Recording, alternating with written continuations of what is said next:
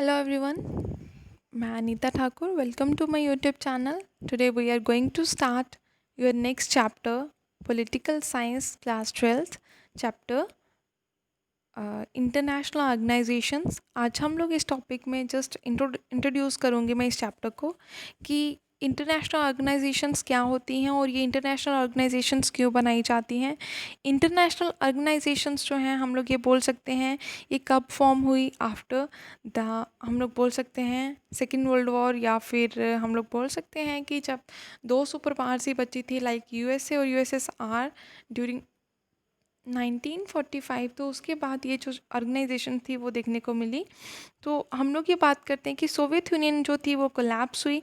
उसके बाद ज़्यादा इंपॉर्टेंस जो थी वो यूएस को मिलना शुरू हुई. मतलब यूएस हेजेमनी जो थी वो 1945 में हम लोग बोल सकते हैं उन्होंने स्टार्ट कर दिया था हेजमन नेशन एक मतलब कहलाना. लेकिन फुल फ्लेज हेजेमनी जो थी वो 1991 में देखने को मिली. तो हम लोग ये बात कर सकते हैं कि ये जो इंटरनेशनल ऑर्गेनाइजेशंस थी वो क्यों फॉर्म करी गई, ताकि जो इंटरनेशनल लेवल पे जितनी भी डिस्ट्रक्शन हुई है उसकी कंस्ट्रक्शन करने के लिए, मतलब जो भी तबाही हुई है उसको दोबारा से मैनेज करने के लिए, उसको दोबारा स्टेबल करने के लिए इन ऑर्गेनाइजेशन की फॉर्मेशन हुई थी.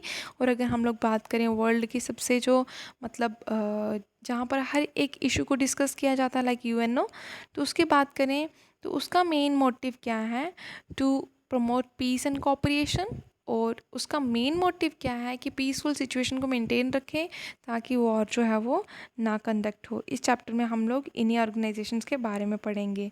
तो सबसे पहले यहाँ पर एक क्वेश्चन आता है, वाई इंटरनेशनल ऑर्गेनाइजेशंस की. ये इंटरनेशनल ऑर्गेनाइजेशंस जो हैं वो क्यों हैं. क्या हमारे नेशंस जो हैं वो इतने इनइफेक्टिव हैं जिनको मतलब एक इंटरनेशनल ऑर्गेनाइजेशन की ज़रूरत पड़ी. तो इंटरनेशनल ऑर्गेनाइजेशन जो है वो कब से मतलब वर्किंग में है, ये सब हम लोग इस चैप्टर में पढ़ेंगे. ठीक है. तो अगर हम लोग बात करें इंटरनेशनल ऑर्गेनाइजेशन की, मतलब ये जो है यूनाइटेड नेशन ऑर्गेनाइजेशंस, ये कब फॉर्म हुई आप लोग अच्छी तरह से पता होगा क्योंकि आप लोग इसको 8th स्टैंडर्ड से पढ़ते हुए आ रहे हो. आज 12th स्टैंडर्ड में पहुंच गया तो आप लोगों को ऑलमोस्ट थोड़ा सा पता ही होगा कि यूनाइटेड नेशन ऑर्गेनाइजेशन जो है ये इंटरनेशनल लेवल की एक बहुत बड़ी ऑर्गेनाइजेशन है जो पूरे नेशंस जो भी आज के टाइम पर अगर 195 या 196 नेशंस हैं तो उन सभी को ये कंट्रोल कर सकती हैं.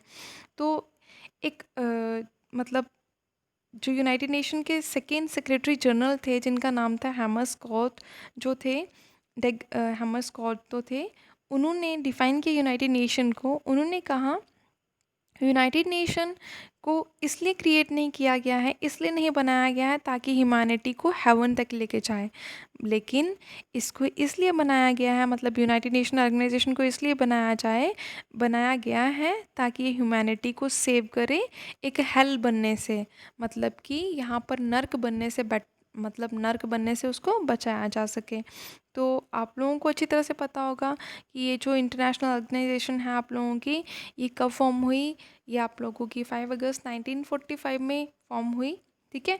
तो यहाँ पर बहुत सारी स्पीचेस के बारे में बात करी गई है, बहुत सारी मीटिंग्स जो हैं यूनाइटेड नेशन ऑर्गेनाइजेशन में हुई, specially during the annual session of general assembly. जब मतलब जनरल असेंबली के सेशंस होते हैं हर साल, तब यहाँ पर यूनाइटेड नेशन ऑर्गेनाइजेशन में बहुत सारे इश्यूज डिस्कस करे जाते हैं. लेकिन चर्चली यहाँ पर कुछ मतलब ऐसी स्टोरीज़ बताई गई हैं जो शशि थरूर के द्वारा ये एक पूरी स्पीच टाइप है जो यहाँ पर डिस्कस करी गई है कि क्या हम लोगों को ये देखना है कि इट पुट जा इज़ बेटर देन वार. मतलब क्या हो गया कि हम लोगों को हाहाकार करना, मतलब त्राही त्राही करने से बेटर है कि हम लोग हाहा ही कर लें. इसका मतलब क्या हुआ कि हम लोगों को शोर शराबा करके अगर कुछ बच सकता है, किसी को बचा सकते हैं, तो हम लोग को शोर शराबा करके ही किसी को बचा लेना चाहिए. ज़रूरी नहीं है कि ब्लडशेड ही हो. ठीक है. तो बहुत सारी कंट्रीज़ इसमें इन्वॉल्व हैं तभी ये ऑर्गेनाइजेशन वर्किंग में है. तो सबसे पहले अगर हम लोग बात करते हैं यूनाइटेड नेशन ऑर्गेनाइजेशन में, तो सबसे इंपॉर्टेंट प्लेस किसका है यहाँ पर, यूएसए का, यूनाइटेड स्टेट्स ऑफ अमेरिका, जो सबसे ज़्यादा क्या करता है यहाँ पर अपने शेयर्स डिस्ट्रीब्यूट करता है. तो यहाँ पर बताया गया है ये दो कोट्स ऐसी हैं जो बहुत ही इंपॉर्टेंट एक ऑर्गेनाइजेशन की बात करते हैं, जिसमें ये बताया गया है कि एक ऐसी ऑर्गेनाइजेशन है जो क्या करती है, हर एक चीज़ के लिए आंसर नहीं भी करती है और बहुत इम्पॉर्टेंट भी है. मतलब छोटे से छोटे इश्यूज़ को डिस्कस नहीं करती हैं लेकिन है बहुत इम्पॉर्टेंट. ये एक ऐसी इंटरनेशनल ऑर्गेनाइजेशन है जो हेल्प करती है वॉर लाइक सिचुएशंस को मतलब रिड्यूस करने में, उनको सॉर्ट आउट करने में, पीस इस्टेब्लिश करने में। और हम लोग बोल सकते हैं ये बहुत सारी कंट्रीज़ को भी हेल्प करती है, ताकि उनके साथ कोऑपरेट करती है ताकि वो अपनी कंट्री के लोगों को बेटर लिविंग कंडीशंस जो हैं वो प्रोवाइड कर सकें। कंट्रीज़ जिनमें बहुत ज़्यादा कन्फ्लिक्ट्स होते हैं, बहुत ज़्यादा डिफरेंसेस भी हैं होते हैं, हर एक नेशन में होते हैं मोस्टली ऐसे। जैसे हर एक पर्सन टू पर्सन जो डिफरेंसेस जो हैं वो देखे जाते हैं, वैसे ही नेशन टू नेशन डिफरेंसेस भी देखे जाते हैं। तो अब ये ज़रूरी नहीं है कि हर किसी का एक ही मतलब हो वार को लेके, किसी का मतलब कुछ और भी सकता है। डील विद दियर और इंटरेस्ट हम लोग बात कर सकते हैं यहाँ पर, ठीक है।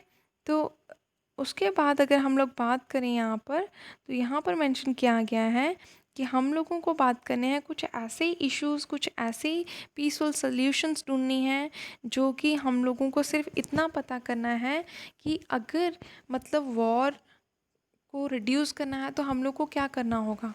जैसे कि आप लोगों को पता है इंडिया पाकिस्तान में आए दिन इश्यूज़ जो हैं वो क्रिएट होते रहते हैं, लाइक सीज़फायर वायलेशन जो है वो आए दिन देखने को मिलती हैं। तो इसका ये मतलब नहीं है कि अगर उन्होंने एक मतलब बुलेट चलाई है तो हम लोगों को उसके बदले में वॉर कर देनी है। तो ऐसी कुछ ट्रीटीज़ होती हैं, कुछ ऐसी संधियाँ होती हैं जिनके थ्रू क्या किया जाता है, पीसफुल सोल्यूशंस जो हैं वो मतलब निकाली जाती हैं, ठीक है। तो बहुत ज़्यादा कन्फ्लिक्ट्स होते हैं, जब बहुत ज़्यादा डिफरेंसेस होते हैं, तो डिफरेंसेस होने की वजह से हम लोग ये नहीं कर सकते कि हाँ हम लोग वॉर को कंडक्ट करें। हमारा मोटिव ये होना चाहिए कि हम लोगों को क्या करना है, वॉर के रिस्क को रिड्यूस करना है, ठीक है। तो इंटरनेशनल ऑर्गेनाइजेशन का रोल यहाँ पर ये बताया गया है। इस कॉन्टेक्स्ट में हम लोग बात करेंगे कि ये जो इंटरनेशनल ऑर्गेनाइजेशन है वो एक सुपर स्टेट के द्वारा, सुपर स्टेट नहीं है ये, हम लोग ये बोल सकते हैं एक अथॉरिटी है।